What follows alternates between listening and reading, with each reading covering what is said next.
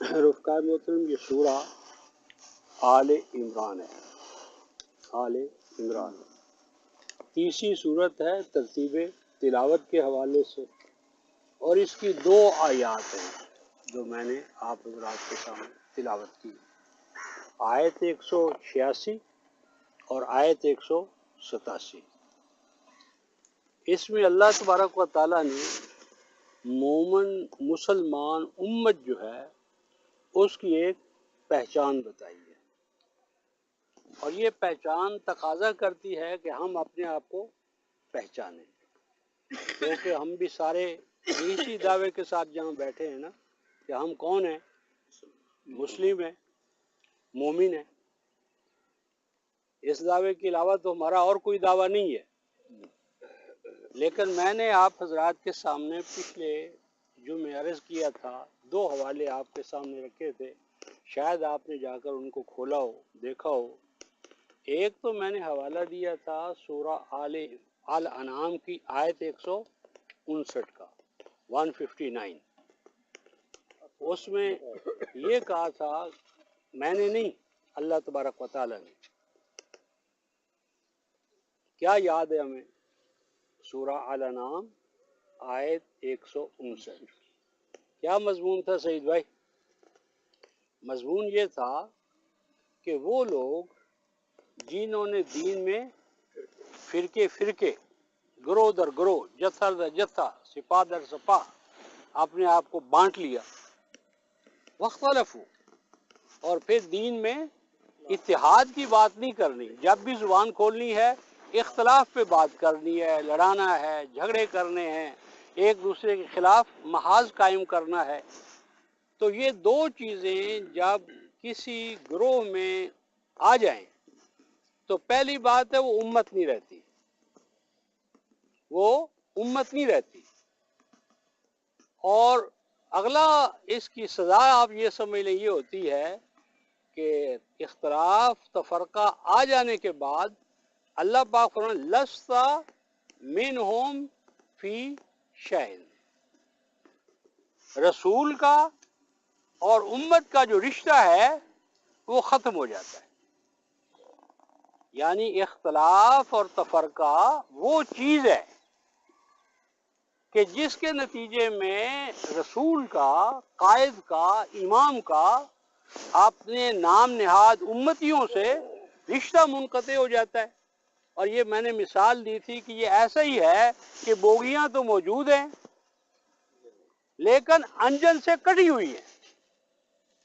ایسی بوگیاں بڑی ڈیکوریٹڈ ہیں، بڑی خوبصورت ہیں، پنکھے چل رہے ہیں، دیکھو تو بڑی خوبصورت، اور ہم خوبصورتی کو دیکھ کر، ہوا کو دیکھ کر کیا کرتے ہیں؟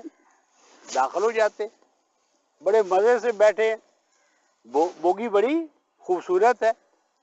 اب ہم بوگیوں کو یہ جو مثال ہم دے رہے ہیں اس کو آپ یوں سمجھیں کہ ایک مسجد بڑی ڈیکوریٹڈ ہے، پنکھے لگے ہیں، اے سی لگے ہیں، قالین بچھے ہیں، لیکن قائم ہوئی ہے فرقہ واریت کی بنیاد پر۔ امام صاحب بہت قد والے ہیں، بڑا اچھا چہرہ ہے، پگڑی ہے، آواز ہے، لیکن منادی کس چیز کی کر رہے ہیں؟ فرقہ واریت کی، تکفیر بین المومنین۔ اب ہم اس کو مان لیں، اس بوگی میں بیٹھ جائیں، اس امام کو اپنے امام بنا لیں تو کیا ہوگا؟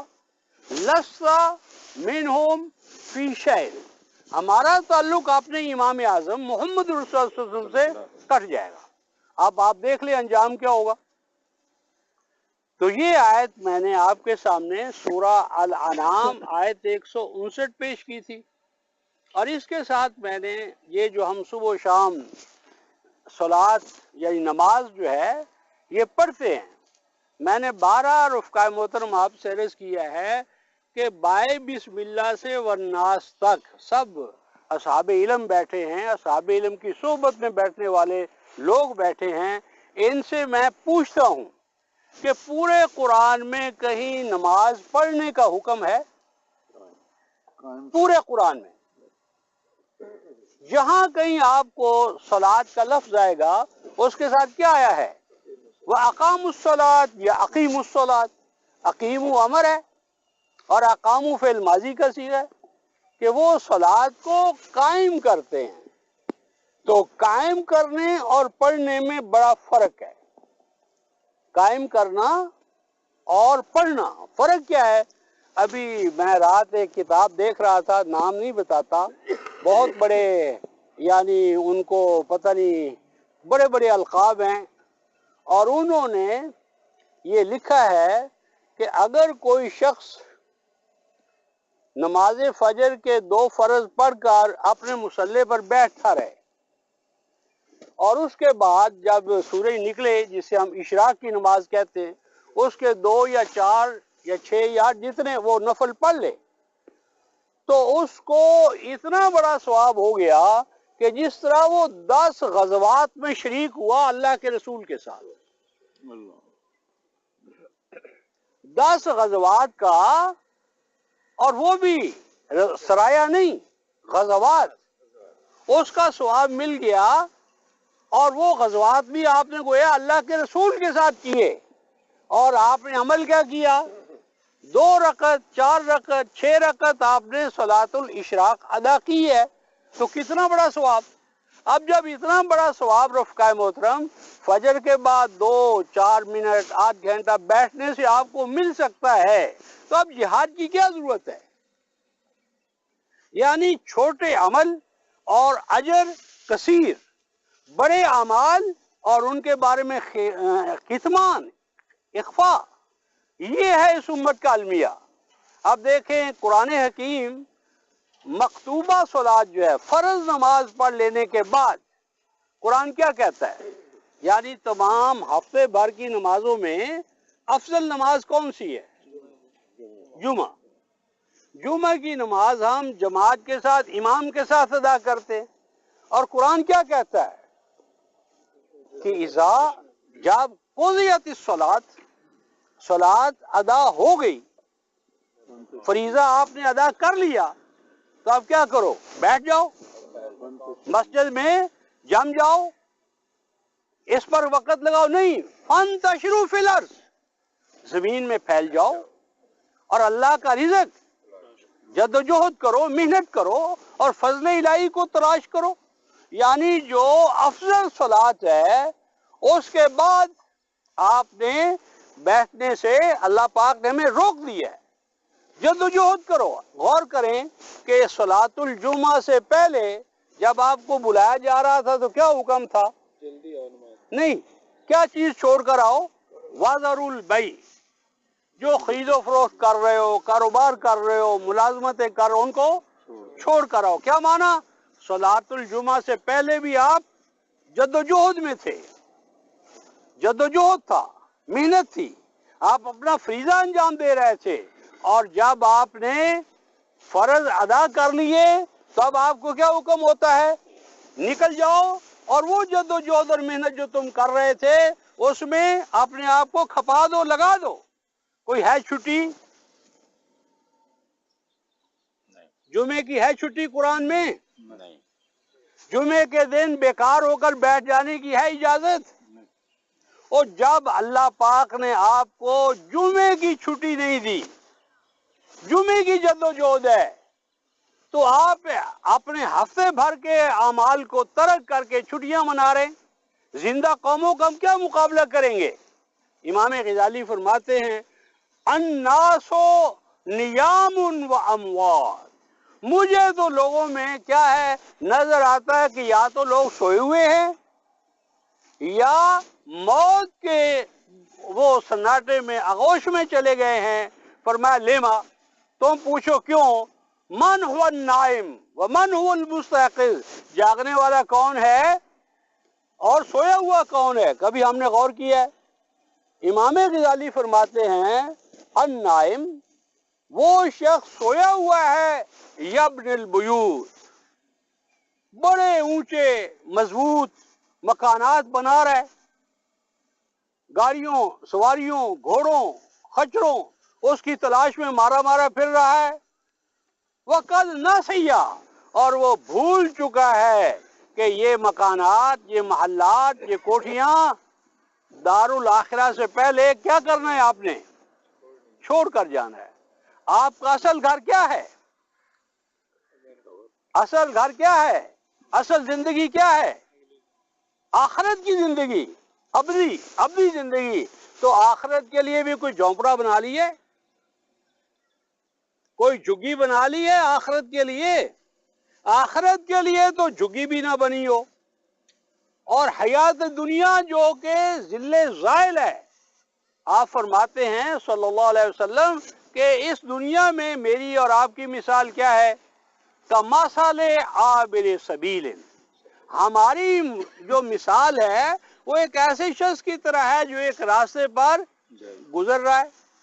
تو جو راستے پر گزرنے والا ہوتا ہے وہ راستے میں محلات تعمیر کرتا ہے، کسی کو دیکھا ہے آپ نے؟ اور وہ محلات ہی تعمیر کرتا چلا ہے، سفر کیسے کٹے گا؟ تو یہ جو راستہ ہے رفقائے محترم، یہ حیات دنیا کیا ہے؟ یہ ایک عبوری دور ہے، یہ ہم نے گزرنا ہے، اور گزر کر منزل تو ہماری آگے ہے۔ تو اگلی منزل کے لیے جو جدوجہد کرے گا وہ مستيقظ ہے، اور حیات دنیا کے اندر جو الجھ کے رہ گیا وہ نائم ہے، وہ میت ہے۔ اور میں نے آپ سے ایک حدیث بیان کی تھی کہ اپنے گھروں کو قبرستان نہ بنا دو، اور قبرستان کی کیا علامت ہوتی ہے کہ نہ اس میں تلاوت قرآن اور نہ اس میں صلاۃ۔ اور وہ اشراق کے حوالے سے میں عرض کرتا ہوں کہ افضل صلاۃ المرء، آدمی کی بہترین نماز کون سی ہوتی ہے؟ جو فرض ہو۔ اور فرض نماز کے بعد افضل نماز کون سی ہے؟ وہ جتنے بھی نوافل ہیں، نوافل کا محل رفقائے محترم گھر ہے، مسجد نہیں ہے۔ صلاۃ المکتوبہ، فرض نماز کا محل مسجد ہے، جماعت ہے، اجتماع ہے۔ اور جتنے بھی ما سوا وہ سارے کے ساتھ سنن رواتب ہوں، نوافل ہوں، ان کا اصل مقام کیا ہے؟ وہ مسجد ہے۔ آپ صلی اللہ علیہ وسلم نے جب بھی مسجد میں جماعت کرائی ہے تو سنن گھر پہ ادا کرتے تھے۔ تو آج یہ ہم نے ترتیب اعمال کی تبدیل کر دی ہے، تو نتیجہ بھی وہی ہمارے سامنے نکل رہا ہے۔ تو میں کہنا یہ چاہتا تھا رفقائے محترم کہ ایک تو فرقہ واریت جو ہے، اس سے کلی طور پر آپ نے بچنا ہوگا۔ سیدنا حذیفہ رضی اللہ تعالی عنہ وہ فرماتے ہیں کہ کنہ، ایک دن ایسا ہوا کہ ہم آپ صلی اللہ علیہ وسلم کے پاس تھے، تو آپ نے ہمیں آخری وداعی نصیحتیں فرمائی، اور وہ ایک لمبی حدیث ہے مسلم میں بھی۔ تو وہ لمبی حدیث آخر میں کہتے ہیں کہ اے حذیفہ، اگر ایسا دور آ جائے کہ نہ تو امام برحق جو ہے وہ تمہارے سامنے ہے اور نہ الجماعت تمہارے سامنے ہے، تو کیا کرنا؟ فَاعْتَزِلْ الْفِرَقَ كُلَّهَا، تو تمام فرقوں کو جو فرقہ واریت قائم کر ان کو ترک کر دو، چھوڑ دو، الگ ہو جاؤ، ان کی حمایت نہ کرو، ان کے ساتھ سازگاری پیدا نہ کرو۔ اور آگے فرمایا اگرچہ تجھے جنگلوں کے اندر جا کر جڑی بوٹیاں کھانی پڑیں، جڑی بوٹیاں کھا لینا، لیکن فرقہ واریت کی زندگی میں داخل نہ ہونا۔ سیدنا حذیفہ رضی اللہ تعالیٰ عنہ کو فرمایا۔ اور قرآن حکیم نے رفقائے محترم ایک بات کہی ہے، آپ نوٹ فرما لیں، اگر میں غلطی کر رہا ہوں تو مجھے سمجھا دیں۔ باقی یہ کہنا جی حالات سازگار نہیں ہیں، ہم اس لیے مجبور ہیں، تو یہ مجبوری کوئی مجبوری نہیں ہے رفقائے محترم۔ اب دیکھیں کہ ہمارے اور قوم ابراہیم علی نبینا علیہ السلام کا فرق ہے۔ قوم ابراہیم کیا کرتی تھی رفقائے محترم؟ بت بناتی تھی۔ کس طرح بت بناتی تھی؟ اپنے ہاتھوں سے گھڑتی تھی، پیسوں سے خریدتی تھی۔ اور جب ہاتھوں سے گھڑے ہوئے اور پیسوں سے خریدے ہوئے اصنام وہ لے آتے تھے تو کیا کرتے تھے رفقائے محترم؟ ان کے سامنے سر جھکا کر کھڑے ہو جاتے تھے۔ کیا نظر نہیں آتا کہ یہ مذاق ہے، ہنسی ہے؟ کہ اپنے ہاتھوں سے بناتے ہو، تنحتون، اپنے ہاتھوں سے بناتے ہو یا بازاروں سے خرید کر لاتے ہو، اور لا کر ایک کھڑا کر دیا اور آگے. اچھا کتنی افسوسناک بات ہے. لیکن ہم سوچیں ہمارا عمل اس سے مختلف ہے. ہم اپنے پیسوں سے علماء کو اپنی مسجد میں لاتے ہیں, ہماری تنخواہوں اور چندوں پر چلتے ہیں, اور جب ہم ان کو مصلی پر بٹھا دیتے ہیں تو ان کے سامنے ہاتھ باندھ کر کوئی حق کا کلمہ بھی ان کو نہیں کہتے. ڈر لگتا ہے کہ کہیں فتویٰ نہ لگا دیں. بھئی کیا دونوں میں فرق ہے؟ وہ اپنے ہاتھ کے بنائے ہوئے بتوں کے سامنے جھک جاتے تھے, ہم اپنے چندوں سے پیدا کردہ بنائے ہوئے اماموں کے سامنے کھڑے ہو کر اسی طرح بے دست و پا ہو جاتے ہیں کہ مولوی صاحب ناراض نہ ہو جائے. کیا بات ہے؟ سیدنا ابراہیم کی سنت ابھی ہم نے کل قربانی کی ہے, تو اس سنت پر بھی غور کرو. کیا فرمایا؟ ما ھذہ التماثیل اللاتی انتم لہا عاکفون. یہ کیا ہے اصنام کہ تم اپنے ہاتھوں سے گھڑتے ہو, اپنے ہاتھوں سے بناتے ہو اور ان کے سامنے جھک کر سجدہ ریز ہو جاتے ہو. کیا ہم آج یہی نہیں کر رہے؟ تو آج رفقائے محترم ہمارے لیے دیکھیں, آج میں کل خبر پڑھ رہا تھا کہ داعش جو کھڑی ہو گئی ہے یا کی گئی ہے, اس کا ٹکراؤ کس کے ساتھ ہونے والا ہے؟ ترکی کے ساتھ. ترکی اور وہ آپس میں گتھم گتھا ہونے والے ہیں, اور ترکی نے نیٹو فورسز سے مدد مانگ لی ہے. اور اللہ کے بندو غور کرو, دونوں طرف اسلحہ کس کا استعمال ہو رہا ہے؟ اسلحہ ہم کس سے خرید رہے ہیں؟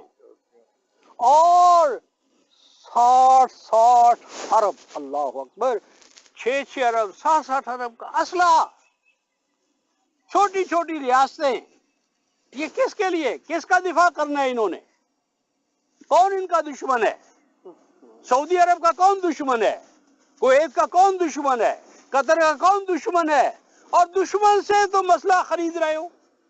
فقہائے اسلام نے دشمنوں کو اسلحہ بیچنا حرام قرار دیا, اور اس سے اگر ہم خود اپنا نہیں بناتے تو دوسروں کے لیے ہم کیا کر رہے ہیں؟ ان کی تقویت کا سامان پیدا کر رہے ہیں.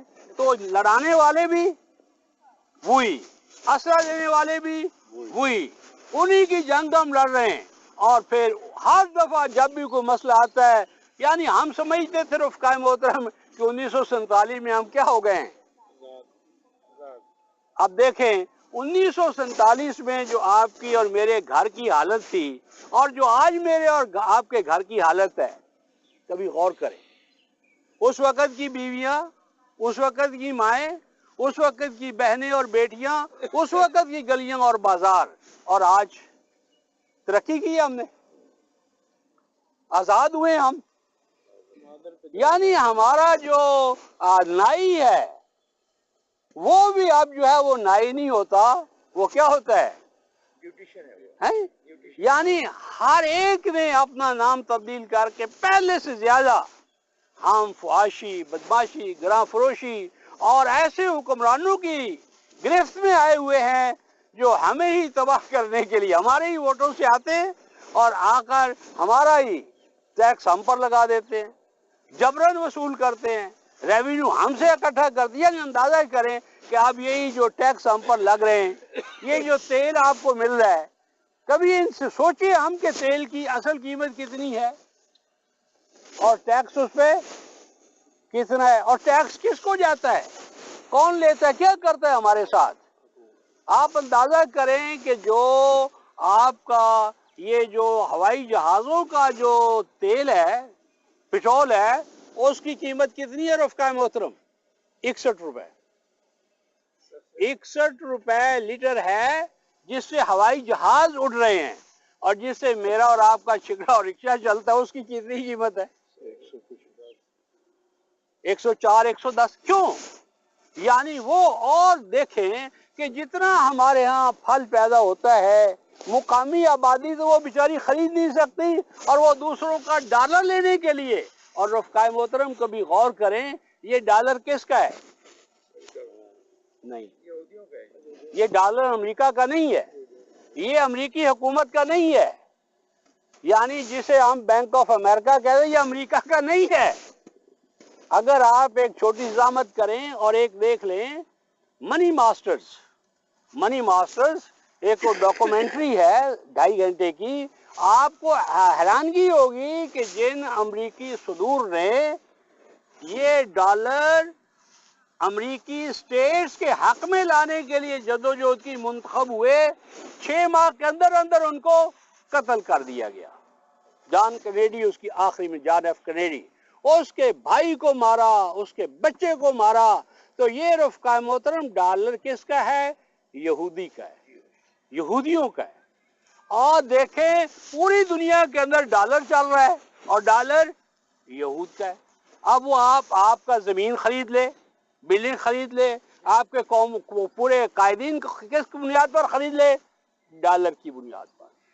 ڈالروں کے ٹرک بار بار کر آ رہے ہیں، کیا خریدنے کے لیے؟ جو آج ہم دیکھ رہے ہیں۔ اور خرید کون رہا ہے رفقائے محترم؟ یہود خرید رہا ہے، جن کا مغضوب اور ضال کہتے ہیں۔ ہماری معیشت پہ ان کا کنٹرول ہے، معاشت ان کے ہاتھ میں، سیاست ان کے ہاتھ میں، تو کام آزاد ہے۔ تو کہنا میں نے یہ تھا رفقائے محترم کہ سورہ الانعام کی آیت 159، اور پھر میں نے دوسرا حوالہ دیا تھا صلاۃ کے حوالے سے۔ اقیم الصلاۃ، یہ ہے سورہ روم 30ویں سورت اور آیت نمبر 32۔ اگر صلاۃ ہم اقامت کرنا چاہتے ہیں، صلاۃ کی اقامت چاہتے ہیں، تو قرآن نے ایک شرط لگائی ہے رفقائے محترم۔ وہ کیا ہے؟ صلاۃ قائم کرو، اور واو اور اینڈ، اور صلاۃ کے قائم کرنے کی شرط یہ ہے وَلَا تَكُونُوا مِنَ الْمُشْرِكِينَ۔ صلاۃ قائم تب ہوگی رفقائے محترم جب ہم شرک کو چھوڑیں گے۔ شرک کے ساتھ صلاۃ نہیں ہو سکتی۔ اب ہم کہتے ہیں اللہ کا لاکھ لاکھ شکر ہے کہ ہم تو مشرک نہیں ہیں۔ مشرک ہم سمجھتے ہیں مٹی کے، سونے کے، چاندی کے بتوں کو بنانے والا مشرک ہے، لیکن نہیں رفقائے محترم، ان سے بھی بڑا شرک ہے۔ اس کا ذکر میں یہ کر رہا ہوں سورہ روم 30ویں سورت اور آیت نمبر 32۔ صلاۃ کو قائم کرو، اور صلاۃ قائم کرنے کی پہلے ایک شرط ہے، وہ پوری کرو۔ وہ کیا ہے؟ وَلَا تَكُونُوا مِنَ الْمُشْرِكِينَ۔ صلاۃ قائم کرنے سے پہلے، جس طرح وضو شرط ہے رفقائے محترم، وضو کے بغیر آپ نماز پڑھ لیں تو ہو جائے گی؟ کیوں نہیں ہوگی؟ بھائی وہی آپ نے اذکار کیے ہیں، وہی قیام کیا ہے، وہی سجدہ کیا ہے، وہی فاتحہ پڑھی ہے، اور تسبیحات تو وہی پڑھی ہے، کیا فرق ہے؟ تو وضو کیا ہے؟ شرط ہے، شرط کے بغیر جزا نہیں ملتی۔ اب صلاۃ کے لیے اذا قمتم الی الصلاۃ فاغسلوا وجوہکم، ارادہ صلاۃ سے پہلے کیا ہے؟ وضو شرط ہے۔ قرآن یہ کہتا ہے کہ اقامت صلاۃ سے پہلے کیا شرط ہے؟ وَلَا تَكُونُوا مِنَ الْمُشْرِكِينَ، شرک کو چھوڑنا ہے۔ مشرک ہو گئے تو صلاۃ نہیں ہوگی۔ اور آگے رفقائے محترم آپ اپنے اپنے قرآن حکیم جا کر دیکھ لیں، ان سب کو کھول لیں، سورہ روم 30ویں سورت اور آیت نمبر 32۔ من المشرکین، مشرک کون ہوتے ہیں؟ اللہ پاک نے خود ہی بتا دیا۔ اور اللہ تعالیٰ کے اس کلام کا یہ اعجاز ہے رفقائے محترم کہ یہ اپنے بارے میں اٹھنے والے ہر سوال کا قرآن جواب دے گا۔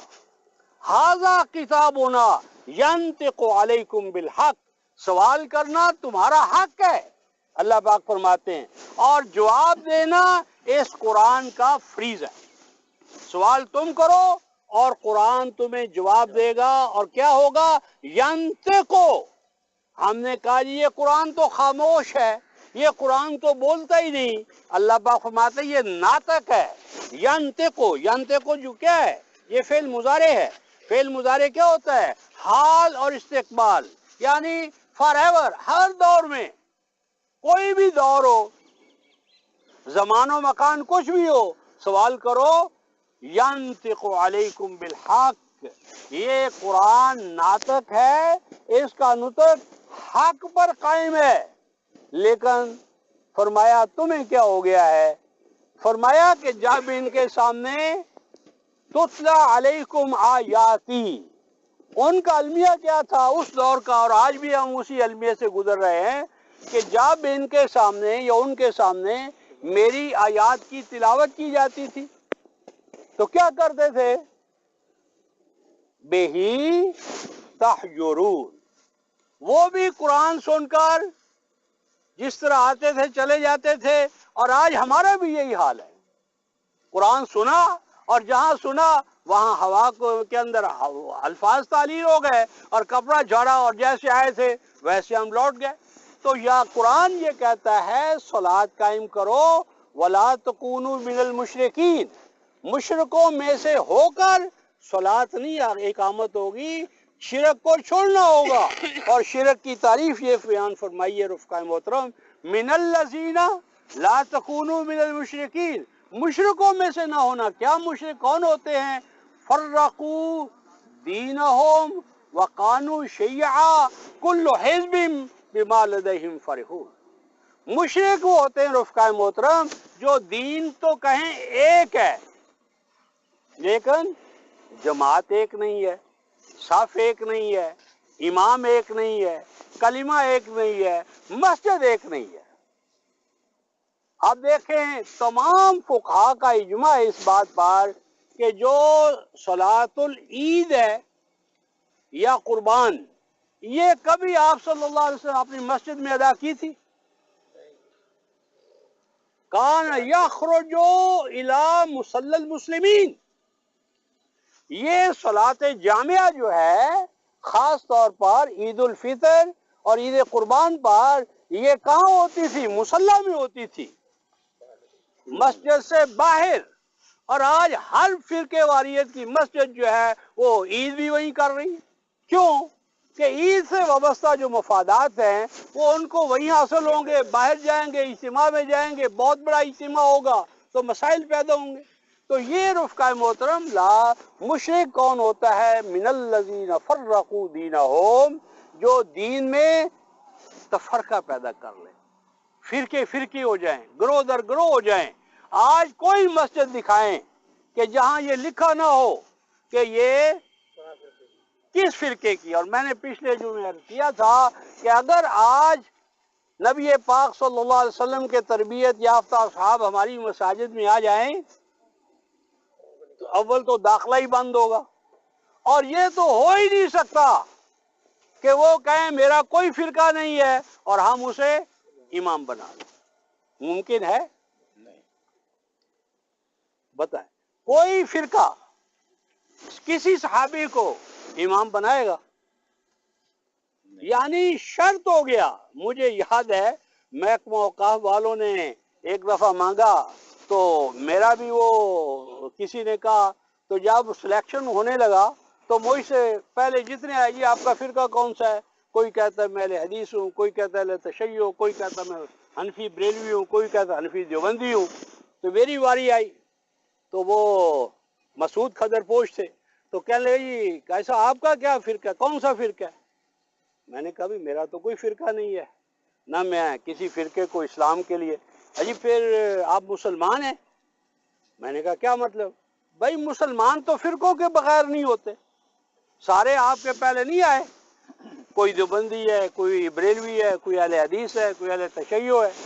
میں نے ان سے پوچھا کہ کیا اسلام کے لیے فرقے کا ہونا مسٹ ہے؟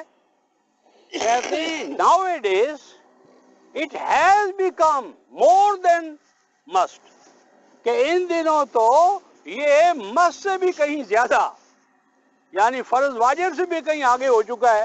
تو میں نے ان سے کہا کہ محترم یہ بتاؤ کہ اسلام کب سے شروع ہوا؟ 200-250 سال سے اسلام شروع ہوا ہے، اسلام تو قدیم ہے۔ تو جب اسلام قدیم ہے تو کیا اس وقت فرقے تھے؟ کہتا ہے اٹ سیم ٹو بی، مجھے تو یوں محسوس ہوتا ہے کہ جیسے اس دور میں فرقے نہیں تھے۔ تو میں نے کہا اس دور میں نہیں تھے تو تمہیں کیا مصیبت پڑی ہے کہ تم اس کو؟ کہنے لگا یہ اور چارٹر، اوقاف کا چارٹر میرے اوپر واجب قرار دیتا ہے کہ اگر کوئی عالم آئے اور وہ فرقہ نہ بتائے تو کیا ہوگا؟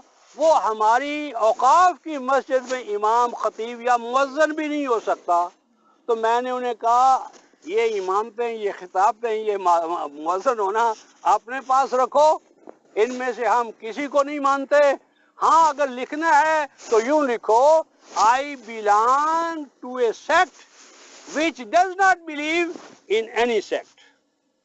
لکھنا ہے تو یہ لکھو کہ میں ایک ایسا مسلمان ہوں جو کسی فرقے سے کوئی تعلق نہیں رکھتا۔ کہتا وہ تو میری مراد یہ رفقائے محترم، جب امام بننے کی شرط فرقہ ہو جائے، خطیب بننے کی شرط فرقہ ہو جائے، مؤذن بننے کی شرط فرقہ ہو جائے تو اسلام کہاں رہے گا؟ آج مساجد ہیں کن کی؟ فرقہ واریت کی۔ امام کون ہیں؟ فقہا کون ہیں؟ علماء کون ہیں؟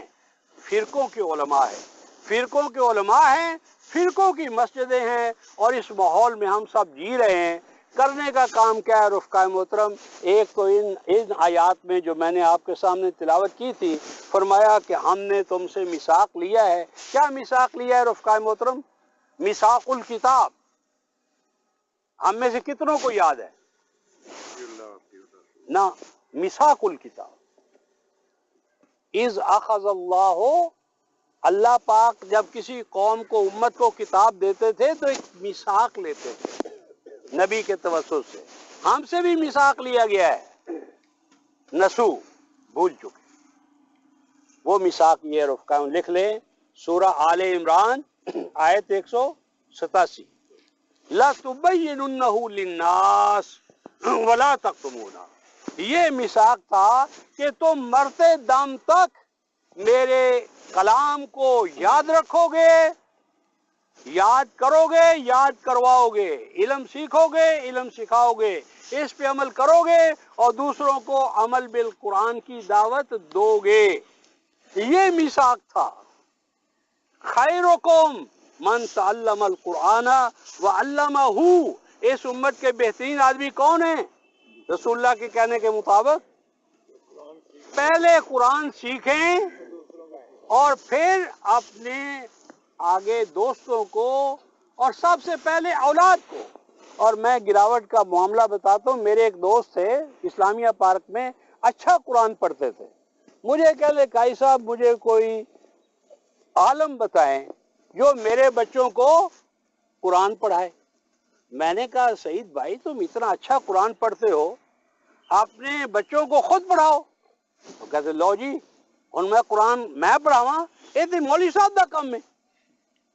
اندازہ کریں کہ باپ ایک اچھا معلم بن سکتا ہے، لیکن نہیں، یہ تو بھئی مولوی کا کام ہے، میرا کام تھوڑا ہے بچوں کو قرآن پڑھانا۔ تو خیرکم من تعلم القرآن وعلمہ، تو یہاں فرمایا لَتُبَيِّنُنَّهُ لِلنَّاسِ، کھول کھول کر قرآن بیان کرنا، اور آگے کیا فرمایا؟ وَلَا تَكْتُمُونَهُ، اور اسے چھپانا مت۔ اب بھائی جب آپ عرب ہیں اور بیان کریں گے تو اس میں کتمان تو ہو ہی نہیں سکتا، یہ ہمارے بارے میں ہے۔ آج جس طرح ہم قرآن عربی میں پڑھیں اور مفہوم اور معنی نہ بتائیں، آپ پیاسے میں آپ کے سامنے کہتا ہوں واٹر واٹر واٹر واٹر، کیا ہوگا؟ لپکیں گے؟ نہیں، اترے گی تب جب پیئیں گے، پیئیں گے تب جب لپکیں گے۔ واٹر کا لفظ سن کر آپ میں وہ پیدا ہی تحرک ہی نہیں ہوگا۔ اسی طرح عربی الفاظ، آج ایک دوست کہے اتنی دفعہ سبحان اللہ، اتنی دفعہ الحمدللہ، اتنی دفعہ فلاں، اتنی دفعہ اشہد اللہ، پڑھو۔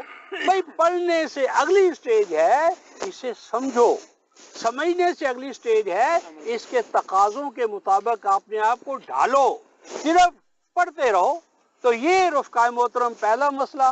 اور دوسری بات جو میں آپ حضرات کے سامنے کہنا چاہتا ہوں وہ سورہ توبہ ہے، نامی صورت ہے، اور آیت نمبر 106 اور 107 ہے، 106 اور 107۔ اس میں اللہ تعالیٰ نے دو مسجدوں کا تعارف کروایا ہے، ایک مسجد تقوی اور ایک مسجد ضرار۔ دونوں کا صرف میں ایک نقطہ، باقی آپ دوست کہیں گے دیر ہوگی، ایک بات کہ جو مسجد تفریقاً بین المؤمنین، جو مسجد فرقہ واریت کی بنیاد پر بنے، یہ فرقے کی مسجد ہے۔ کس کی؟ فلاں کی۔ تفریقاً، فرقہ بنانے کے لیے، کن کے مابین؟ مومنین کے مابین جو مسجد فرقے کی بنیاد پر بنے، آج ہمارے ہاں اس کے بغیر ہے ہی نہیں۔ اللہ کا حکم بتا دیتا ہوں، عمل کرنا سوچنا ہم سب کی ڈیوٹی ہے۔ کیا ہے؟